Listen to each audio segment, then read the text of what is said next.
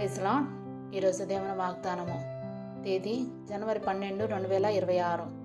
యెషయా గ్రంథము 41వ అధ్యాయం 10వ వచనము. భయపడకము, నేను నీ దేవుడనై ఉన్నాను. దిగులు పడకము, నేను నిన్ను బలపరుతును. నీకు సహాయం చేయువాడను నేనే. నీతి అను నా దక్షిణ హస్తముతో నిన్ను ఆదుకుందును. ఆమేన్. భయము, దిగులు ఈ రెండు దేవుని నమ్మని వాళ్ళ జీవితాల్లో ఎక్కువగా ఉంటాయి. ఎందుకు భయపడతారు, ఎందుకు దిగులు చెందుతారంటే అది వాళ్ళ జీవితాల గురించే. మనిషి భూమి మీద జీవించే కాలం దేవుడు నిర్ణయించిన ప్రకారం 70 లేదా 80 సంవత్సరాలు. ఏ మనిషికైనా వాళ్ళ జీవితం ప్రారంభమయ్యేది వాళ్ళ గురించి వాళ్ళు ఆలోచించుకోవడం మొదలుపెట్టినప్పటి నుండే. సహజంగానే యుక్త వయసు వచ్చినప్పటి నుండి వాళ్ళ జీవితం గురించి ఆలోచించడం వాళ్ళు ప్రారంభిస్తారు. ఏం చేయాలి, ఎలా బ్రతకాలి అని ఆలోచించడం మొదలుపెట్టినప్పటి నుండి ఈ భయం, దిగులు ప్రారంభమవుతాయి. ఎవరైతే వాళ్ళ జీవితాలని వాళ్ళే నడిపించుకోవాలనుకుంటారో వాళ్ళు ప్రతి దానికి భయపడే పరిస్థితులు ఎదుర్కొంటారు. చిన్నప్పటి నుండి దేవుని యందు భయభక్తులతో పెరిగిన వాళ్ళ జీవితాల్లో ఈ భయం, దిగులు కనిపించవు.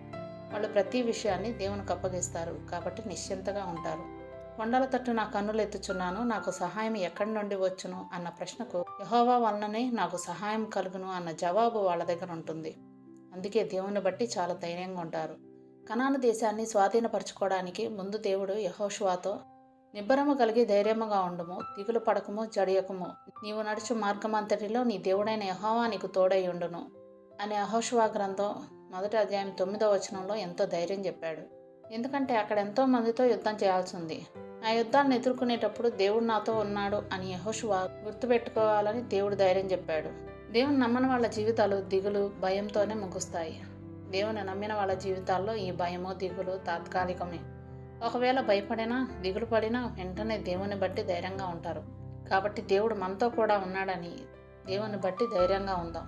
దేవుడిచ్చిన వాగ్దానాన్ని స్వతంత్రించుకొని ఆయనకు కృతజ్ఞతాస్తుతులు చెల్లించుకుందాం. అట్టి కృపా ధన్యత దేవుడు మనకు అనుగ్రహించును గాక. ఆమేన్. దేవుడు తన పరిశుద్ధ వాక్యం మన వినికిడి యందు దీవించును గాక. ఆమేన్.